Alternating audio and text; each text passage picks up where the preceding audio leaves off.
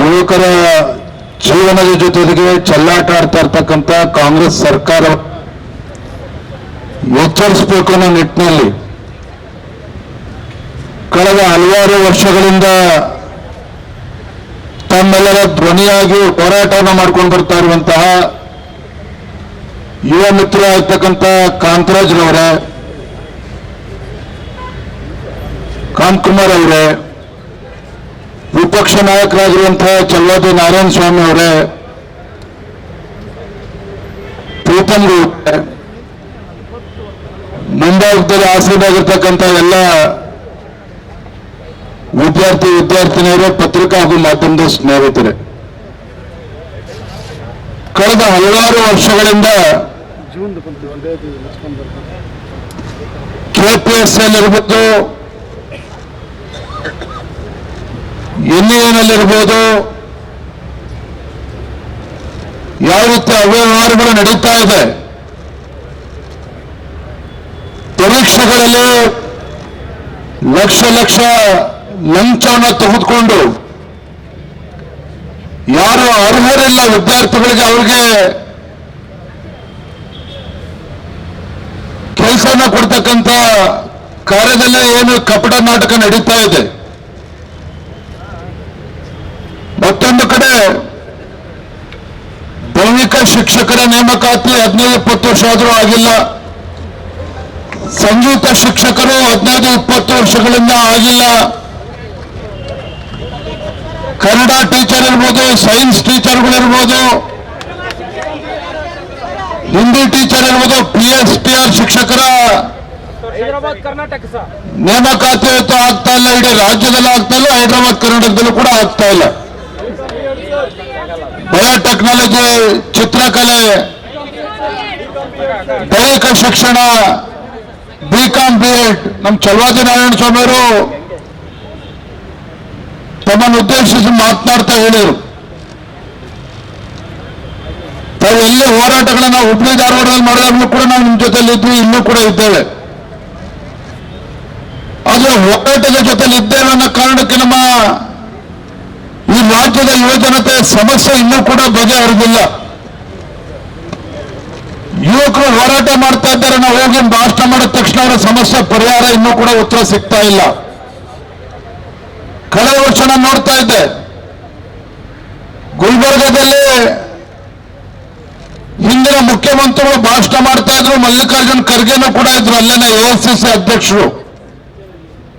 ಅದೇ ವೇದಿಕೆಯಲ್ಲಿ ಸ್ವತಃ ಮಲ್ಲಿಕಾರ್ಜುನ್ ಖರ್ಗೆ ಅವರು ಅಂದಿನ ಮುಖ್ಯಮಂತ್ರಿಗಳಿಗೆ ಆಗ್ರಹಪಡಿಸಿದ್ರು, ಉತ್ತರ ಕರ್ನಾಟಕದಲ್ಲೇ, ಕಲ್ಯಾಣ ಕರ್ನಾಟಕದಲ್ಲೇ 35,000 ಶಿಕ್ಷಕರ ಹುದ್ದೆಗಳ ನೇಮಕಾತಿ ಇನ್ನೂ ಕೂಡ ಆಗಿಲ್ಲ, ದಯವಿಟ್ಟು ಅದ್ರ ಬಗ್ಗೆ ಕ್ರಮ ಕೈಗೊಳ್ಳಿ ಅನ್ನೋ ಮಾತನ್ನು ಕೂಡ ಮಲ್ಲಿಕಾರ್ಜುನ್ ಖರ್ಗೆ ಹೇಳಿದ್ರು. ನಾನು ನೋಡ್ತಾ ಇದ್ದೀನಿ ಕಳೆದ ಕೆಲವು ದಿನಗಳಿಂದ KPSC PDOಗಳ ಪರೀಕ್ಷೆಯಲ್ಲೂ ಕೂಡ ಅವ್ಯವಹಾರಗಳಾಗಿದ್ದಾವೆ. 400 ಪೋಸ್ಟ್ಗಳು ಪಶು ವೈದ್ಯಾಧಿಕಾರಿಗಳ ನೇಮಕಾತಿ ವಿಚಾರದಲ್ಲಿ 400 ಪೋಸ್ಟ್ಗಳಿಗೆ ಒಂದೊಂದು ಪೋಸ್ಟ್ಗೆ 80 ಲಕ್ಷ 90 ಲಕ್ಷ ಲಂಚ ತೆಗೆದುಕೊಳ್ತಾ ಇದ್ದಾರೆ ಅಂತ ಹೇಳಿದ್ರೆ ಈ ಕಾಂಗ್ರೆಸ್ ಸರ್ಕಾರ ಏನು ಕತ್ತೆ ಕಾಯ್ತಾ ಇದೆ? ಹಾಗಾದ್ರೆ ಯಾಕೆ ಇದ್ರ ಬಗ್ಗೆ ಸಮಗ್ರವಾಗಿ ತನಿಖೆ ಮಾಡೋದಕ್ಕೆ ಸಾಧ್ಯ ಆಗ್ತಾ ಇಲ್ಲ? ಕೆಪಿಎಸ್ಸಿನಲ್ಲಿ ಸುಧಾರಣೆ ತರಬೇಕು ಅಂತೇಳಿ ಕಾಂಗ್ರೆಸ್ ಸರ್ಕಾರಕ್ಕೆ ಯಾಕೆ ಸಾಧ್ಯ ಆಗ್ತಾ ಇಲ್ಲ?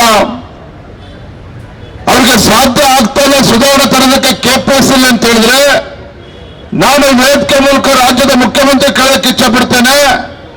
400 ಪೋಸ್ಟ್ಗಳಿಗೆ 90 ಲಕ್ಷ 80 ಲಕ್ಷ ಅಂತ ಹೇಳಿದ್ರೆ ಸರಿಸುಮಾರು 350 ಕೋಟಿ ರೂಪಾಯಿಗಳಾಯ್ತು ಲಂಚ. ಆ 350 ಕೋಟಿ ಲಂಚ ರಾಜ್ಯ ಸರ್ಕಾರಕ್ಕೆ ಮೊನ್ನೆ ಮುಖ್ಯಮಂತ್ರಿಗಳು ಪಾಲು ಎಷ್ಟು ಬಂದಿದೆ ಅನ್ನೋದನ್ನು ಕೂಡ ಇವತ್ತು ಬೇರೆ ಪಡಿಸಬೇಕಾಗ್ತದೆ ರಾಜ್ಯದ ಮುಖ್ಯಮಂತ್ರಿಗಳು. ಇಲ್ಲ ಅಂತ ಹೇಳಿದ್ರೆ ವಿದ್ಯಾರ್ಥಿಗಳ ಜೀವನ ಜೊತೆ ಚೆಲ್ಲಾಟ ಆಡ್ತಾ ಇದ್ದೀರಿ, ವಿದ್ಯಾರ್ಥಿಗಳ ಜೀವನ ಜೊತೆ ಅನ್ಯಾಯವನ್ನು ಮಾಡೋದಕ್ಕೆ ಹೊರಟಿದ್ದಾರೆ. ಇದ್ರ ಬಗ್ಗೆ ಸರಿಯಾಗಿ ಕ್ರಮವನ್ನು ಕೈಗೊಳ್ಳಿಲ್ಲ ಅಂದ್ರೆ CBI ತನಿಖೆ ಆಗಬೇಕು ಅಂತ ಹೇಳಿ ನಮ್ಮ ಕಾಂತಕುಮಾರ್ ನಿನ್ನೆ ದಿನ ವಿಪಕ್ಷ ನಾಯಕರು ಕೂಡ ಚೇರ್ಮನ್ ಅವರನ್ನ ಭೇಟಿ ಮಾಡಿ ಸಿಬಿಐ ತನಿಖೆ ಆಗಬೇಕು ಅಂತೇಳಿ ಆಗ್ರಹಪಡಿಸಿದ್ದಾರೆ. ಈ ಸರ್ಕಾರಕ್ಕೆ ಏನಾದರೂ ಮಾನ ಮರ್ಯಾದೆ ಇದ್ರೆ ಇನ್ನೇನಾದ್ರೂ ಕೂಡ ಕೆಪಿಎಸ್ಸಿ ಸುಧಾರಣೆ ಆಗ್ಬೇಕು ಅಂತ ಹೇಳಿದ್ರೆ ಕೆಪಿಎಸ್ಸಿ ಪರೀಕ್ಷೆ ಕೆಪಿಎಸ್ಸಿಯಲ್ಲಿ ಕರ್ನಾಟಕ ಪಬ್ಲಿಕ್ ಸರ್ವಿಸ್ ಕಮಿಷನ್ ಯಾವ ರೀತಿ ಯುಪಿಎಸ್ಸಿ ಮಾದರಿಯಲ್ಲಿ ಪರೀಕ್ಷೆಗಳು ನಡೀತವೆ ಅದೇ ಮಾದರಿಯಲ್ಲೂ ಕೂಡ ಪರೀಕ್ಷೆ ಮಾಡೋದಕ್ಕೆ ಇಲ್ಲಿ ತಾವು ಸರ್ಕಾರ ಕ್ರಮನ ಕೈಗೊಳ್ಳಬೇಕಾಗ್ತದೆ.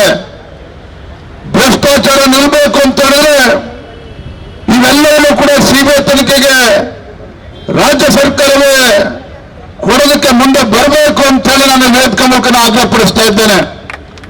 ಪಾಪ ಇಲ್ಲೆಲ್ಲ ನಮ್ಮ ಗಾಯಗಳ ಒಂದು ಭಾವಚಿತ್ರ ನಡ್ಕೊಂಡು ನಮ್ಮ ಸಂಗೀತ ಬ್ಲೇಂಡ್ರು ಕಣ್ಣಿಲ್ದಕ್ಕಂತರೂ ಕೂಡ ಇಲ್ಲಿ ಕೂತು ಪ್ರತಿಭಟನೆ ಮಾಡ್ತಾ ಇದ್ದಾರೆ. ದುರಂತ ಅಂತ ಹೇಳಿದ್ರೆ ವಿಕಲಚೇತನರಿದ್ದಾರೆ.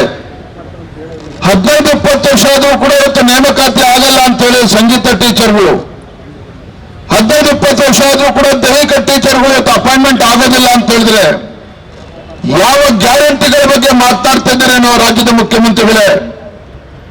ಗ್ಯಾರಂಟಿ ಗ್ಯಾರಂಟಿ ಅಂತ ಹೇಳ್ಕೊಂಡು ರಾಜ್ಯದ ಲಕ್ಷಾಂತರ ಮಕ್ಕಳ ಭವಿಷ್ಯದ ಜೊತೆ ಚೆಲ್ಲಾಟ ಆಡ್ತಾ 2.5 ಲಕ್ಷ ಸರ್ಕಾರಿ ಹುದ್ದೆಗಳು ಖಾಲಿ ಇದ್ರೂ ಕೂಡ ಈ ನಾಳೆ ಕಾಂಗ್ರೆಸ್ ಸರ್ಕಾರಕ್ಕೆ ಖಾಲಿ ಹುದ್ದೆ ಭರ್ತಿ ಮಾಡೋದಕ್ಕೆ ಸಾಧ್ಯ ಆಗ್ತಾ ಇಲ್ಲ. 10,000 15,000 ಟೀಚರ್ನ ಇವತ್ತು ನೇಮಕಾತಿ ಮಾಡ್ತೀವಿ ಅಂತ ಹೇಳ್ತಾರೆ. ಗ್ರಾಮೀಣ ಭಾಗದಲ್ಲಿ ಇತ್ತು ಬಡವರ ಮಕ್ಕಳು ರೈತರ ಮಕ್ಕಳು ಇತ್ತು ಶಿಕ್ಷಣದಿಂದ ವಂಚಿತರಾಗ್ತಾ ಇದ್ದಾರೆ. ಒಳ್ಳೆ ಶಿಕ್ಷಣ ಸಿಗ್ತಾ ಇಲ್ಲ ಅವರಿಗೆ. ಕನ್ನಡ ಮಾಧ್ಯಮ ಶಾಲೆಗಳು ಮುಚ್ಚಕ್ಕಂತ ಪರಿಸ್ಥಿತಿ ನಿರ್ಮಾಣ ಆಗಿದೆ. ಈಗ ಖಾಸಗಿ ವ್ಯಕ್ತಿಗಳಿಗೂ ಕೂಡ ಶಾಲೆಗಳನ್ನ ಅಂತೀವಿ ಅಂತೇಳಿ ಅದಕ್ಕೂ ಕೂಡ ಸರ್ಕಾರ ಹೊರಟಿದೆ. ನಾನು ಮಾನ್ಯ ಮುಖ್ಯಮಂತ್ರಿಗಳಿಗೆ ಹೇಳಲಿಕ್ಕೆ ಇಷ್ಟಪಡ್ತೇನೆ. ಮಾನ್ಯ ಮುಖ್ಯಮಂತ್ರಿಗಳೇ, ನಿಮ್ಮ ಗ್ಯಾರಂಟಿಗಳು ಒಂದ್ ಕಡೆ ಇರಲಿ, ಲಕ್ಷಾಂತರ ಯುವಕರು ರಾಜ್ಯ ಸರ್ಕಾರದಿಂದ ನ್ಯಾಯ ಸಿಗ್ತದೆ, ಯುವಕರಿಗೆ ಉದ್ಯೋಗ ಸಿಗ್ತದೆ ಅಂತ ಹೇಳಿ ಅವರ ವಯಸ್ಸು ಇವತ್ತು ಮೀರ್ತಾ ಇದೆ. ಇವತ್ತು ಇದರ ನಡುವೆ ಇವತ್ತು ಪ್ರತಿಭಟನೆ ಮಾಡ್ತಾ ಇದ್ದಾರೆ ಅಂತ ಹೇಳಿದ್ರೆ ಎಲ್ಲ ಲಕ್ಷಾಂತರ ಯುವಕರ ಒಂದು ಬದುಕಿನ ಗ್ಯಾರಂಟಿಯನ್ನ ರಾಜ್ಯ ಸರ್ಕಾರ ಕೊಡಬೇಕಾಗ್ತದೆ. ಆ ನಿಟ್ಟಿನಲ್ಲಿ ಕ್ರಮನ ಕೈಗೊಳ್ಳಬೇಕಾಗ್ತದೆ. ನಾನಿವತ್ತು ನಮ್ಮ ವಿಪಕ್ಷ ನಾಯಕರುಗಳು ಕೂಡ ಇಲ್ಲಿದ್ದಾರೆ.